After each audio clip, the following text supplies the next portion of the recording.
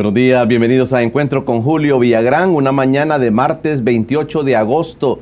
Ya estamos en la última semana del octavo mes del año. El año se nos va rápidamente, pero estamos prestos ya para poder llevar una propuesta nueva a todos ustedes en casa. Me acompaña ya en el estudio una buena amiga, Kate Doyle, una buena amiga del Salvador.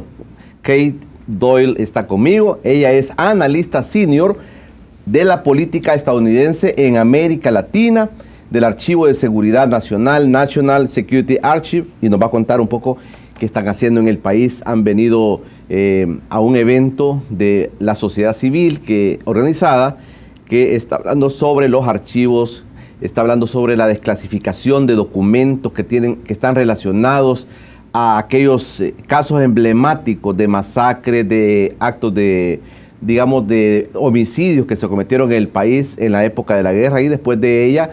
Y hay un avance, digamos, ellos andan viendo, revisando también si hay avances en la transparencia de la información que todos recibimos en El Salvador. Hay cosas que nosotros todavía no logramos entender. Por ejemplo, el candidato presidencial Carlos Callejas de Arena recientemente dijo que en el caso de Romero era una especulación.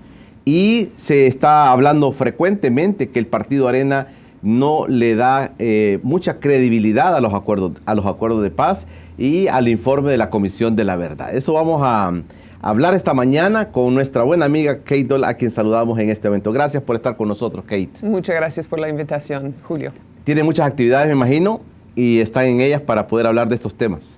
Perfecto. Vamos a hablar también aquí en Encuentro con Julio Villagrán y vamos a aprovechar la presencia de una persona que ha analizado mucho. Ya les voy a contar un poquito qué es el trabajo que ella ha realizado en los últimos años. Quédese con nosotros. Si sus amigos, sus parientes quieren ver nuestra señal en vivo y no en el extranjero, pueden fácilmente ir tvx.com.sb y van a encontrar nuestra señal en vivo y en directo. También un saludo muy especial a todos los amigos de Radio La Clave 92.1 FM que también están en sintonía de este espacio. Ya regresamos. Estamos en Encuentro con Julio Villagrán. Ya nos vino también el periódico Colatino. Esta mañana el Colatino dice: el gobierno no le está preparando terreno a China, dijo el secretario general del FMLN. Pero adentro también viene todo un artículo. Dice: El Salvador, sede del 59º periodo extraordinario de sesiones de la Comisión Internacional de Derechos Humanos. Fue el presidente de la República que estuvo en este evento. Y aquí dice también el dignatario mencionó algunos avances importantes como la creación de la Comisión Nacional de Búsqueda de Niños y Niñas Desaparecidos durante el conflicto armado interno y por acuerdo ejecutivo la Comisión de Búsqueda de Personas Adultas Desaparecidas en la Guerra Civil. Mientras de cara a que en los próximos días algunos funcionarios de la CIDH verificarán el cumplimiento de la sentencia correspondiente a la masacre de El Mozote en Morazán, afirmó que en este lugar desde 2012 se han invertido más de 10 millones de dólares en un programa de desarrollo integral social. Esto lo puede encontrar en el matutino Colatino de este día, martes 28 de agosto. Me acompaña en el estudio Kate Doyle, es analista senior de la política de Estados Unidos en América Latina en el Archivo de Seguridad Nacional. Esta es una ONG que ve estos casos. Quiero leerles un poquito porque es importante. Tras la visita de Kate al país, quiero leerles qué hace ella. Ella dirige proyectos de investigación importantes, incluido el Guatemala Project, que recopila documentos gubernamentales desclasificados de Estados Unidos, y Guatemala sobre la historia compartida de 1954, y el proyecto Evidencia, que conecta el derecho a la verdad y el acceso a la información con los derechos humanos y la justicia en América Latina. Desde el año 92, Doyle ha trabajado con grupos latinoamericanos de derechos humanos, comisiones de la verdad, fiscales y jueces para obtener archivos gubernamentales de archivos secretos que arrojan luz sobre la violencia estatal.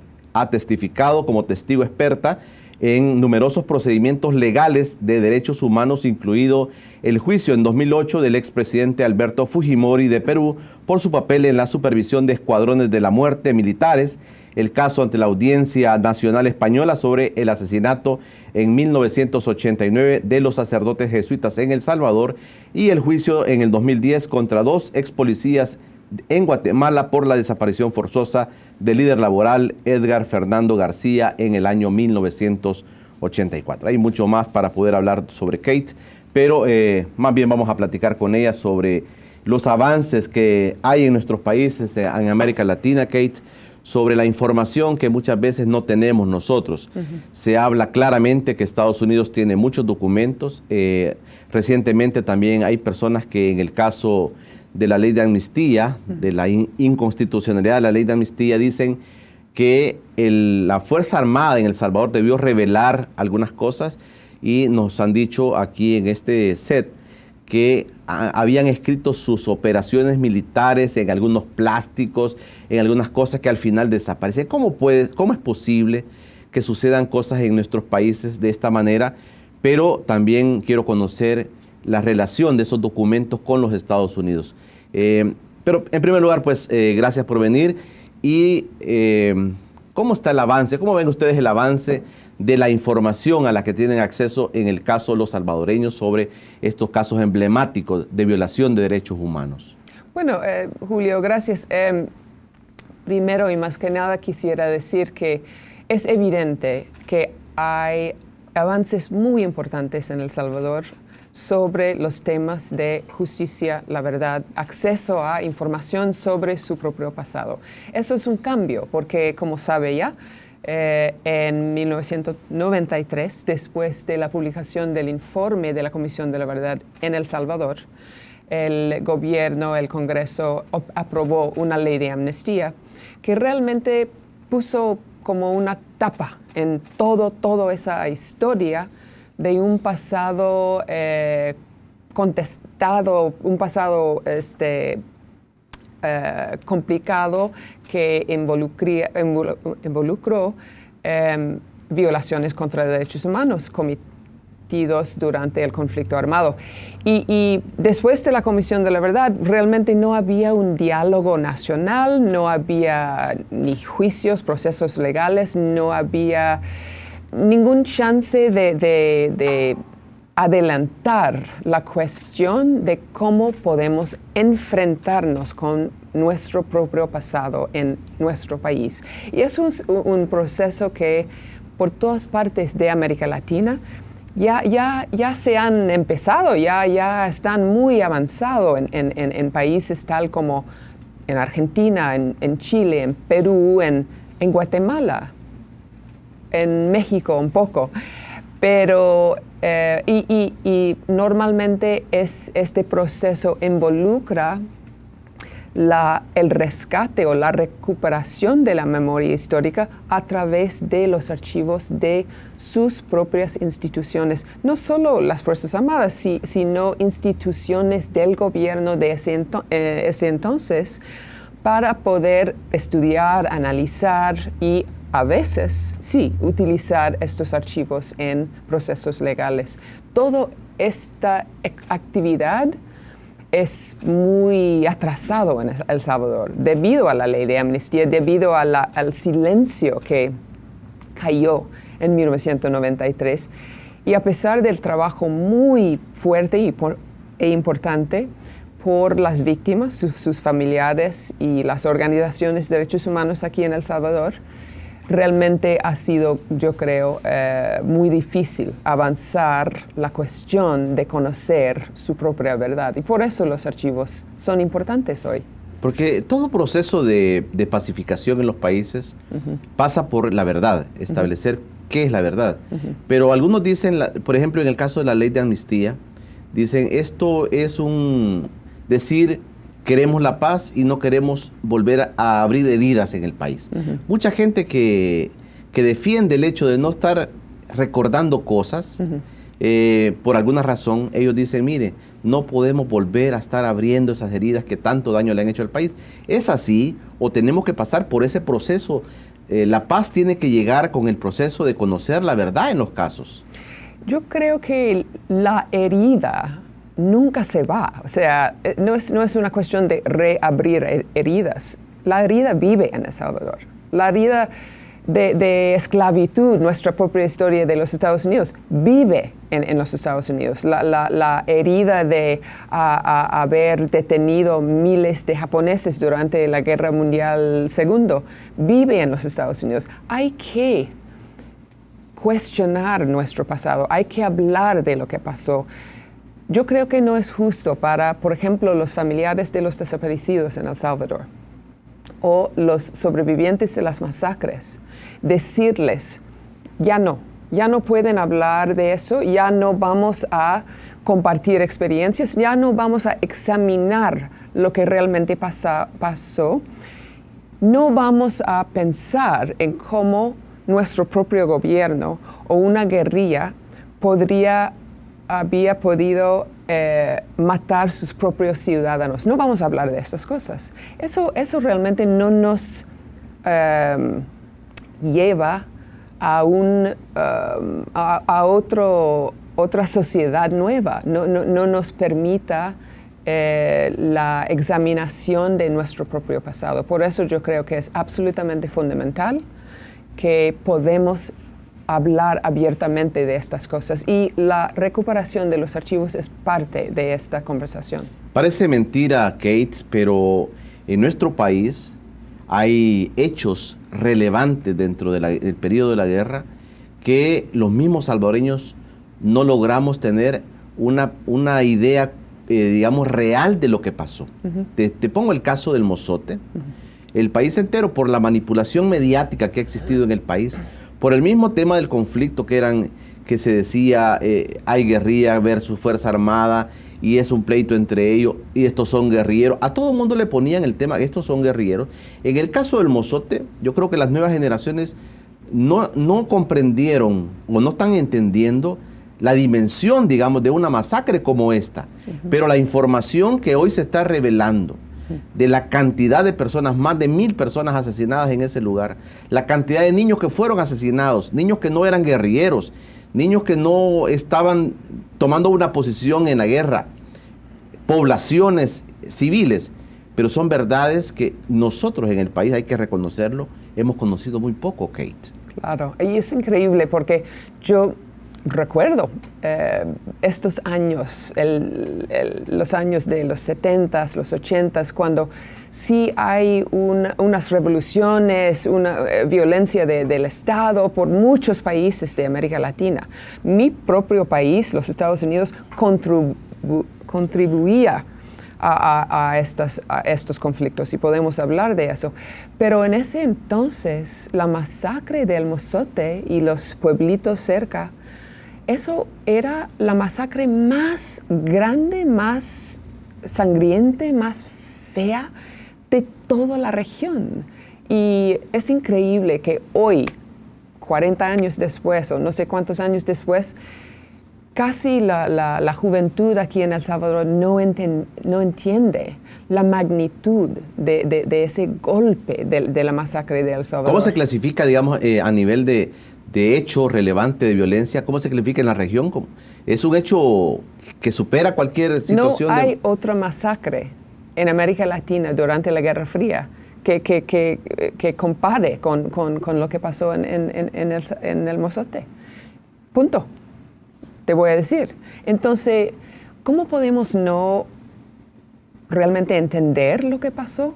¿Cómo podemos no analizar el papel de nuestras propias instituciones si nuestro país haga algo así? Y para ustedes en El Salvador, ¿cómo pueden ustedes no realmente hablar abiertamente, poder examinar los archivos históricos sobre eso de sus propias instituciones? Eso no es justo. Y yo creo que los sobrevivientes de El Mozote y muchas organizaciones han llamado por años y años por algún accountability, algún recuento. Exacto. Algún memoria histórica, por lo menos. Antes que hablemos de juicios y todo eso, hablamos de la memoria histórica, por lo menos. Y por eso los archivos pueden contribuir un elemento muy importante. Vamos a hacer un corte. En el país, Kate, vivimos todavía en estos años vivimos el tema de sos de izquierda o sos de derecha. O estabas a favor de la guerrilla o estabas a favor de la Fuerza Armada, y todavía ideológicamente la gente dice estos son mis muertos y estos son tus muertos. ¿Cómo es posible que en un país con tantos hechos relevantes de violencia que, como tú dices, superaron los récords de otros países, cómo es posible que nosotros mismos no tengamos esa memoria, no tengamos archivado? Y de eso también quiero preguntarte, ¿quién tiene esta información sobre estos hechos que nos golpean? La sangre de toda nuestra gente que murió en la guerra, sea de un lado, sea de otro, esa sangre debería abonar para que nuestro país siga creciendo, siga llegando a la paz. Vamos a seguir platicando con Kate Doyle, nuestra invitada de esta mañana. Ya regresamos. Estamos de regreso en Encuentro con Julio Villagrán. Hoy es martes a las 7 de la noche en nuestro espacio Plataforma. Los espera Dagoberto Gutiérrez para hablar sobre temas de coyuntura. Hoy martes, 7 de la noche, es la cita. Y también recuerde, el día miércoles Eric Rivera y el día viernes Leonel Herrera platicando con ustedes en nuestro espacio de Plataforma. Jueves, la UCA con su programa Miradas. También lo tenemos en nuestra programación. Platicamos con Kate Doyle en esta mañana. Kate, ¿quién tiene la información de todo lo que ocurrió en El Salvador? Aquí hemos llegado al colmo de decir, esos archivos no existen, esa información no existe, operaciones militares donde había un desplazamiento de gran cantidad de elementos del ejército, no quedó registrado, y dicen al final no queda registrado. ¿Quién tiene esta información? Uh-huh. Y se dice que se escribieron las órdenes en la arena, entiendo, o en mapas que se borran. Bueno, Julio, eso no puede ser, porque los ejércitos de las Américas no funcionan así. Entonces, eso no puede ser. Las órdenes para operaciones importantísimas contra insurgentes en cualquier país, perdón, por supuesto se registran, por supuesto se comunican, por supuesto se reciben, por supuesto se reaccionan con una operación y luego se reportan los resultados. Eso siempre pasa con todos los ejércitos del mundo. Yo no he leído los documentos militares aquí en El Salvador, no conozco los archivos militares aquí en El Salvador, probablemente porque todavía no se han relevado, pero existen. He leído miles de documentos de otros países, de Perú, de Argentina, de Guatemala, su vecino. Ahí en Guatemala, aliados del ejército de El Salvador, en ese entonces, durante la Guerra Fría, en Guatemala hay miles de documentos, a pesar del mismo incomodidad por parte de las Fuerzas Armadas en Guatemala de revelar su pasado en cuanto al conflicto armado allá.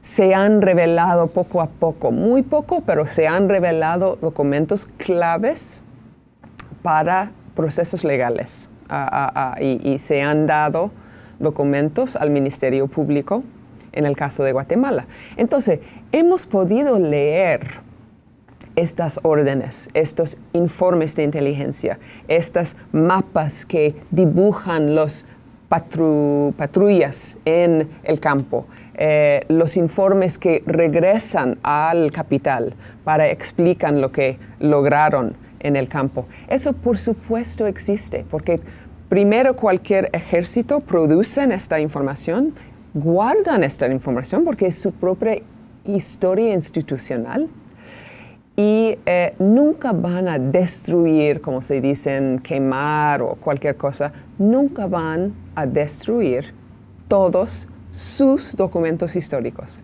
que documentan su propia historia. Eso no pasa. Entonces, ¿qué tienen que hacer? Hay que insistir a través de leyes, a través de su propio Congreso, a través de sus cortes, a través de presión popular, a través de las organizaciones, a través de la prensa. Hay que insistir que si en otros países, tal como en México, en Guatemala, en Perú, en Chile, se puede revelar un pasado difícil, doloroso, es cierto, pero suyo. Si se puede revelar información del ejército y de otras instituciones y organizaciones, sus papeles en sus propios conflictos, si se puede hacer en Guatemala, se puede hacer aquí en El Salvador, y hay que insistir en eso. Para nadie es un secreto de la injerencia de los Estados Unidos en los conflictos armados de toda América Latina, Kate. Asesores en todo tipo estuvieron a la par de los ejércitos de América Latina en el tema de los 80, los 90, que se desataron conflictos armados. Este tipo de información no pasa porque los Estados Unidos conoce todos estos detalles y tiene la información resguardada sobre lo que ha pasado en nuestros países, Kate. Es cierto que los Estados Unidos en nuestros propios archivos secretos guardamos 1,000 millones de documentos sobre su conflicto. Exactamente como dices, Julio, debido al apoyo que otorgaba los Estados Unidos a los gobiernos de El Salvador y precisamente al ejército, a las Fuerzas Armadas, los Estados Unidos y sus oficiales en el país durante los años 70, 80, 90 recopilaban información de inteligencia por todos lados. O sea, hablaban con sus oficiales del ejército, hablaban con sus funcionarios civiles en el gobierno, el Ministerio de Interior, la Guardia Nacional, etc. Y toda esa información se terminó en los archivos secretos en los Estados Unidos. Pero bueno, ahí tenemos también, como ustedes, una ley de acceso a la información.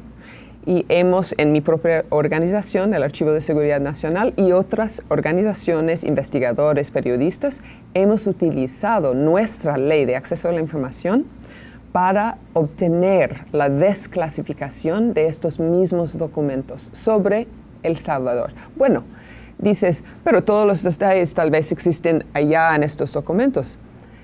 Hay muchos detalles, hay mucha información, hay nombres, hay unidades, pero ¿por qué la población de El Salvador, los historiadores, los estudiantes, los familiares de los desaparecidos, ustedes, los periodistas, por qué ustedes quererían leer su historia en los archivos de otra nación, de otro país? ¿Por qué no quieren conocer su historia desde los archivos de su gobierno? Eso es un derecho que tienen ustedes. Y yo creo que como complementar cualquier otra información que pueden tener acceso, testimonios aquí, los documentos de allá, otras historias ya escritas, ¿por qué no insisten en tener acceso también a sus propios archivos? Esa es la cuestión.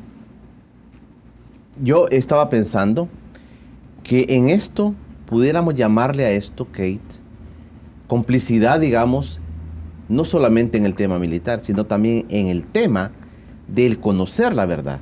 Hay complicidad de los Estados Unidos en que nosotros no conozcamos lo que realmente pasó en el país. Pues, por un lado, los Estados Unidos han liberado más archivos sobre lo que pasó en El Salvador que cualquier otro país, cualquier otro lugar. En este sentido, ha contribuido ya a algún conocimiento o entendimiento de la verdad del pasado acá.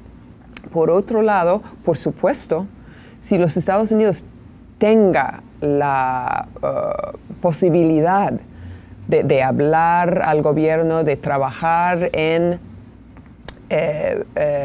apoyar la solicitud de la sociedad para la apertura de los archivos acá en El Salvador, sí está complícita. Entonces, yo creo que los Estados Unidos podría jugar un papel hoy mismo en decirle en favor de la apertura de los archivos del pasado. Eso es muy sencillo. Y en otros países eso ya ha pasado. No sé en El Salvador si los Estados Unidos han tomado este papel. o no. ¿Será que vivimos en una nueva era?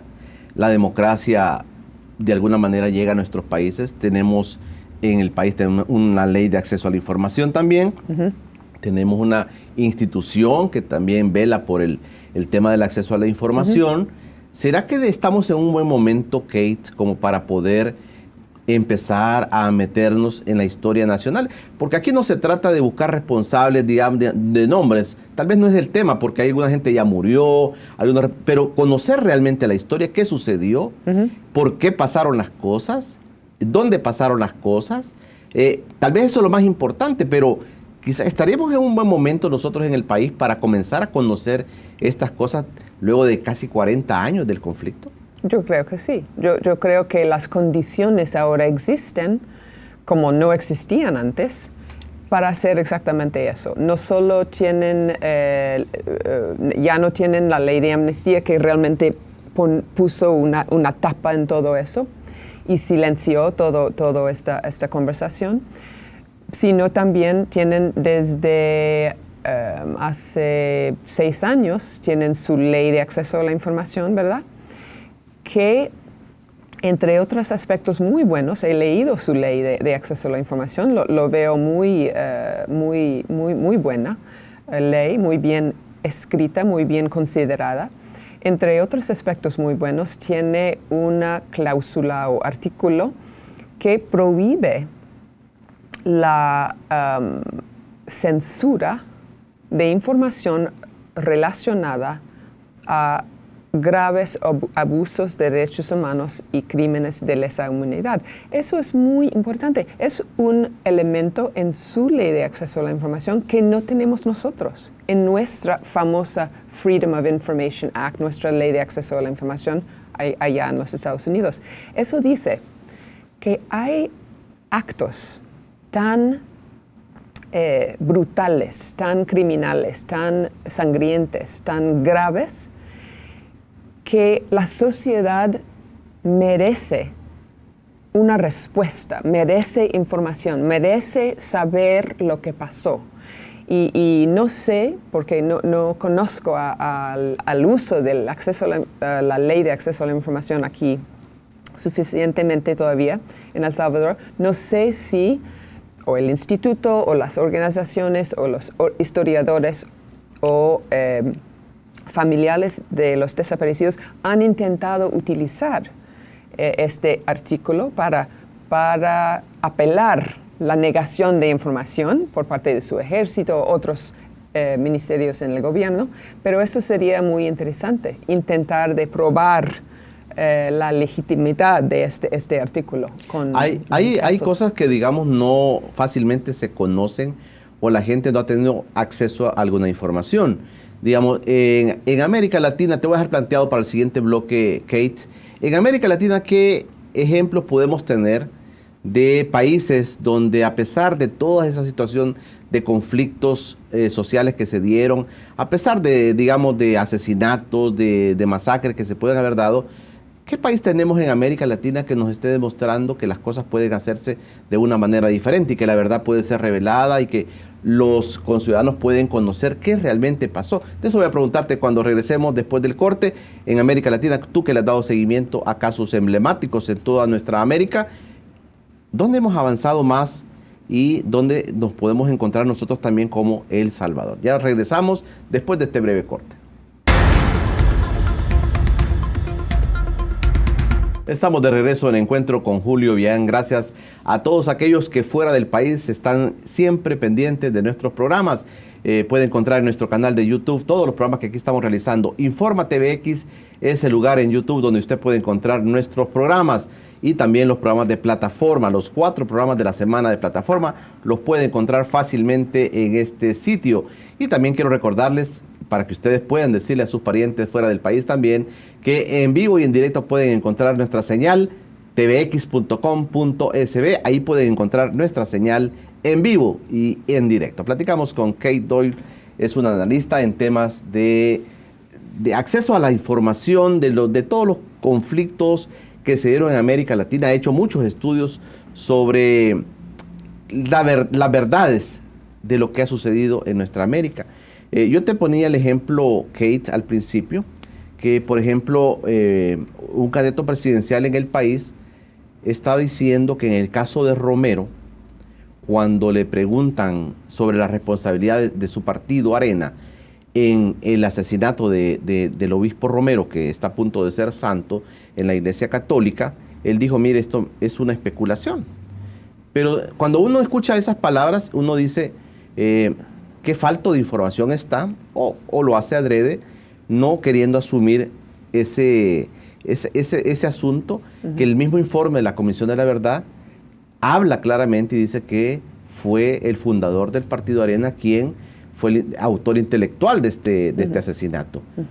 Pero ¿cómo podemos estar hablando de cosas así, ignorando lo que realmente ha pasado con informes tan detallados, con informes tan estudiados como el informe de la Comisión de la Verdad del país? Bueno, como una ciudadana de un país en que tenemos un presidente que siempre, un día y otro, está llamando a algo como fake news, ya tengo mucha experiencia y tenemos mucha experiencia ya con ese tipo de problema. Entonces, el candidato de presidente está llamando al informe de la Comisión de la Verdad como fake news. Y bueno... Como una noticia falsa, digamos, ¿verdad? Ajá, pero es igual, una noticia falsa. Bueno, es que eso en una manera bonita ilustra perfectamente la necesidad de un país conozca su propia historia. Las conclusiones del informe de la Comisión de la Verdad se basan en miles de documentos, de testimonios, de recortes, de exhumaciones, de visitas in situ. O sea, eso fue un trabajo muy cuidadoso, muy profesional, por expertas en derechos humanos, y una investigación que tiene bastante fuentes primarias como base. Yo creo que si el candidato de presidente o cualquier otra persona quisiera examinar los documentos originales, por ejemplo, de la Embajada de Estados Unidos en ese mismo periodo, se puede hacer eso. Estos documentos están públicamente disponibles a través de mis organizaciones y otros. Y me imagino que si algún día un proceso legal sobre el caso Romero, aquí en El Salvador, porque ya había algo en los Estados Unidos, estos documentos también se van a revelar otra vez. Pero la Comisión de la Verdad no basó sus conclusiones en el aire, en ideas, en ideologías, en deseos. O sea, eso era una investigación profesional con base en información primaria y fuentes primarias. Lo que pasa es que pone responsabilidades, digamos. Claro. Da responsables de los hechos y tal vez por conveniencias políticas muchas veces no se quieren asumir ese tipo de responsabilidades. Se tildó en algún momento estos informes como informes parcializados, por ejemplo, desconociendo lo que tú estás diciendo. Entiendo, y por supuesto él y cualquier persona puede decir cualquier cosa, pero el informe de la comisión existe, los documentos desclasificados de la CIA, del Pentágono, de la Embajada de Estados Unidos, del Departamento de Estado, existen y cualquier persona puede consultar con estos documentos. Entonces, esa es la respuesta, no hay otra. Sí, realmente no es nada responsable estar asumiendo cosas que no son.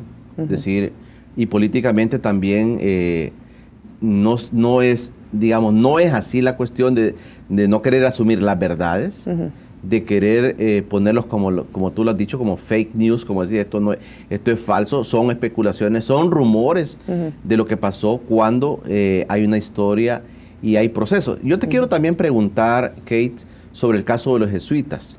Llama la atención, por ejemplo, cómo en España han abierto procesos contra los mismos militares de El Salvador. En El Salvador se trata de limpiar esa imagen y al final nos queda la sensación a todos que los que pagaron por esos crímenes fueron gente de bajo nivel, de bajo rango, pero los autores intelectuales y los mayores responsables de esto nunca fueron a algún tribunal. Honestamente, es una cuestión no solo de las evidencias, las pruebas que existen, porque hay muchas pruebas, no solo sobre autores materiales en el caso jesuitas, sino también sobre autores intelectuales. Y podemos hablar de eso. Pero también es una cuestión de voluntad política. O sea, la sociedad, las cortes, el Congreso, el presidente, el gobierno, quieren avanzar el proceso de sancionar los perpetradores de crímenes tal como el asesino de los jesuitas o no.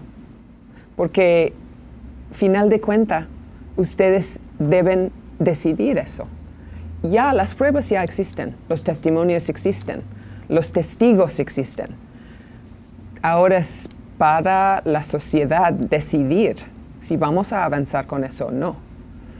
En cuanto a los autores intelectuales, sí, por supuesto, eso siempre ha sido la parte más complicada para un país de enfrentarse, porque son la gente más poderosa, son la gente con más influencia, es la gente con más conexiones al poder. Entonces, en todos países, es precisamente el autor intelectual que mejor puede evitar la justicia que nadie. Y los autores materiales, que normalmente son personas de muy bajo rango, más joven, más pobre, no tienen el poder de sus superiores, normalmente son ellos que están castigados, sancionados o encarcelados, y no sus superiores que realmente planeaban la operación y ordenaban que se ejecuta.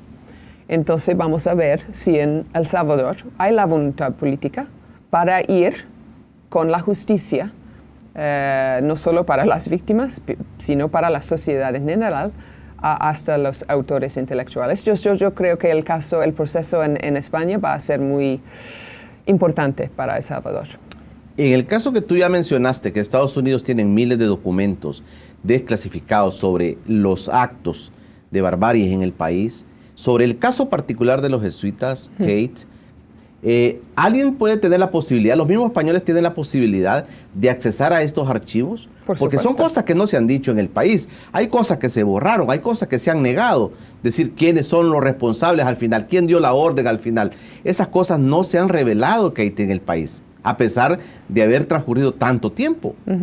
Esto lo puede encontrar uno fácilmente en estos archivos desclasificados de los Estados Unidos. Sí, es cierto. Y en el caso de España ya hicimos nuestros peritajes. Ya el doctor profesor muy ilustrativa Terry Carl de la Universidad Stanford en California ya entregó su peritaje, ya habló con el juez en España, en Madrid, hace años. Yo también ya di mi peritaje sobre los documentos desclasificados en España. Entonces, este proceso ya está en curso. Y los mismos documentos y el mismo peritaje, yo me imagino que serían disponibles en el mero momento en que estén listos para hacer su propio proceso acá. ¿No se han hecho públicos? Los documentos sí son públicos. La gran mayoría están parte de una colección ya digitalizada, ya en línea del Archivo de Seguridad Nacional. Entonces, no son secretos, son documentos que obtuve yo a través de la Ley de Acceso a la Información hace muchos años. Y siguen llegándonos. Pero hay datos que entonces en El Salvador no conocemos, Kate. Es cierto, porque no quieren conocer. Hay que querer conocerlos. ¿Y quién tiene que hacer esto? Pues o van a organizar un proceso legal acá o no. O sea, cualquier historiador, estudiante pueden leerlo, pero si quieren revelarlos en un tribunal oficial, hay que empezar el proceso. Porque hay nombres, hay situaciones que no se conocen, Kate. Es cierto, es cierto. ¿Quién retoma esto? Pero se puede conocer. Pero se puede conocer. Vamos a aprovechar el último bloque. Vamos a hacer un pequeño corte. Cuando regresemos, se dictaminó inconstitucionalidad a la ley de amnistía. Esto da posibilidad para que varios casos se vuelvan a abrir. ¿Cómo es esta situación? ¿Qué se espera que pueda pasar en los próximos años en el país? ¿Puedan haber novedades en casos? ¿Pueden haber nuevos nombres en los casos? ¿Qué puede pasar en el país y quién está peleando para que estas cosas realmente puedan ser conocidas por todos los salvadoreños? Eso va a ser la propuesta para el siguiente bloque. Ya regresamos. Ya estamos en el último bloque de Encuentro con Julio Villagrán, platicando con Kate Doyle. Nos has ayudado mucho a entender algunas cosas, Kate. No andamos mal, digamos, si estamos frente a situaciones, por ejemplo, la inconstitucionalidad de la ley de amnistía puede abrirnos la posibilidad a nosotros para poder realmente llegar a conocer mucho más de nuestra verdad. ¿Eso es posible? Es muy posible, es muy viable, están viviendo un momento muy interesante. Yo creo que se puede abrir espacios para diálogo, para análisis, entendimiento de su propia historia, hasta tal vez para los juicios de derechos humanos en sus tribunales. No sabemos. Todavía solo hay un juicio, un proceso, no un juicio, un proceso en el caso del Mozote, entiendo. Entonces, sí, es un camino muy largo. Y en otros países empezaron, en Argentina, por ejemplo, en Chile, empezaron hace 20 años. Aquí ya apenas están empezando este camino, caminar en este camino. Pero es un momento muy importante y muy fuerte. Pero es un buen momento digamos, si uno lo ve en el contexto de América Latina, donde estos casos, digamos, pueden ser 20 años para ir conociendo todas estas cosas. En otros países ha sido más fácil hacerlo. No diría eso. No ha sido fácil para nada, para nadie. Y ha sido un proceso de angustia, de presión, de exigencia por parte de las organizaciones y más bien las víctimas de las violaciones de derechos humanos. Si pensamos de la historia de la verdad, justicia, desde los años 90, cuando la Guerra Fría terminó, es una historia muy larga, muy complicada, involucra comisiones de la verdad, involucra nuevas formas de escribir sus propias historias, involucra procesos, hasta el proceso contra exmandatorios, contra Alberto Fujimori en Perú, contra cientos de oficiales de rango más alto en Argentina, en Chile, con exdictadores como Ríos Montt en Guatemala. Eso ha sido un proceso muy duro, muy difícil, cuesta mucho trabajo por parte de la sociedad, la recuperación de los archivos. No sé si su audiencia sabe, pero en Guatemala hace 13 años se rescató un archivo entero de la ex Policía Nacional, una institución muy involucrada en los abusos peores de derechos humanos durante el conflicto armado. Se rescató un archivo completo y por estos 13 años se han estado recuperando, limpiando, organizando, leyendo, analizando estos documentos y en los últimos años incorporando los archivos de la ex Policía Nacional de Guatemala en los juicios en los tribunales, como pruebas de los crímenes cometidos por agentes del Estado. Entonces, eso no es un proceso de un día a otro, es un proceso muy largo. Y donde vas a encontrar muchas oposiciones. Claro, pero somos todos en una sociedad, hay que vivir juntos y hay que buscar formas de resolver estas oposiciones, estos conflictos. ¿Tú ves buen ambiente, digamos, en El Salvador, como para que podamos entrar a ese tipo de discusiones, a retomar todos estos temas luego de que la ley de amnistía fue declarada inconstitucional, Kate? Pues yo sé que ustedes están viviendo en un momento muy Polarizado.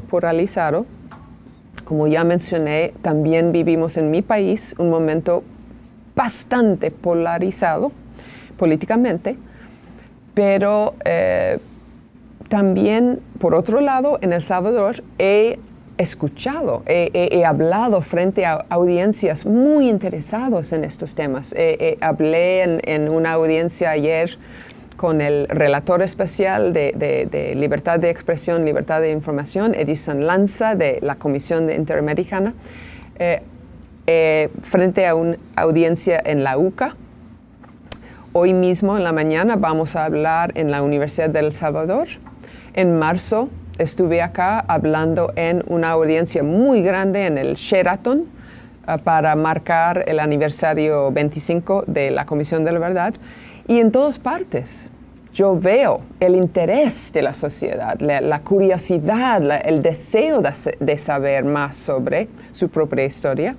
Y eso es alentador. O sea, yo creo que a pesar de la polarización en la sociedad de El Salvador ahora, políticamente, sí hay espacios para diálogo, hay espacios para esta discusión y eso es importante. Porque esta polarización muchas veces nos lleva a tener un sistema judicial bastante partidizado, bastante ideologizado, bastante atento a lo que pueda políticamente pasar en el país.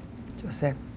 Y es un problema para mi país también, es muy grave, porque la última institución que queremos politizar es la institución de justicia. Esta parte de nuestras sociedades, de nuestros gobiernos, no podemos politizar. Los jueces, las cortes, los tribunales, ellos deben ser completamente sin esta cuestión política. Yo sé que no es así, pero eso es la ideal. No debemos politizar nuestros sistemas judiciales. Porque en el caso, por ejemplo, del fiscal general del país, algunos dirían, mire, no va a estar interesado en sacar casos. En el caso de la Corte Suprema de Justicia, también diría, bueno, no van a estar interesados en sacar nuevamente algunos casos, porque se dice claramente, y esa es una discusión nacional, Kate, de decir, esta gente tiene sus intereses y responden muchas veces a poderes fácticos. Sí, pero al mismo tiempo el mismo fiscal ha creado una unidad especial para tratar la cuestión de casos históricos. Entonces, yo creo que tenemos que seguir trabajando con nuestros instrumentos de justicia hasta posible. Y la misma Corte Suprema era la Corte que decidió desechar la ley de amnistía. O sea, siempre nuestros instrumentos de justicia pueden ser para lo bueno y necesitamos trabajar con ellos para explicar la importancia de avanzar estos casos. Y así es. En el caso para ir aterrizando, en el caso del acceso a la información de los temas que tú has venido en este momento a tocar al país, ¿qué ves tú? ¿Cómo ves al país?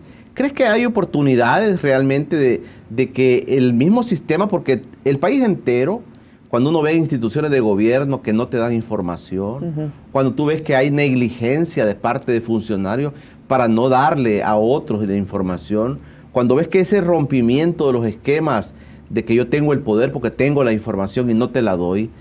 Cuando ves esas cosas en un país, tú dices, bueno, nos falta mucho por caminar, pero tú, en tu análisis de los últimos años en El Salvador, ¿cómo ves este tema de cómo estamos logrando romper esos esquemas?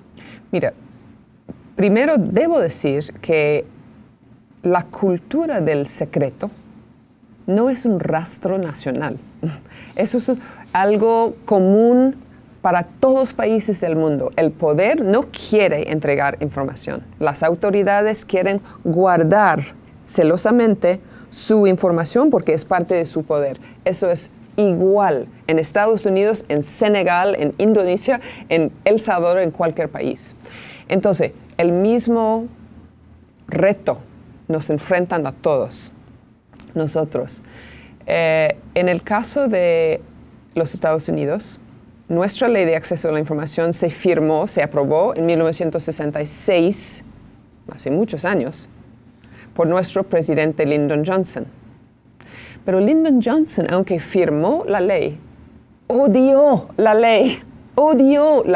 No quería que los periodistas tales podrían investigar en los archivos secretos de su gobierno. Eso le ofendió.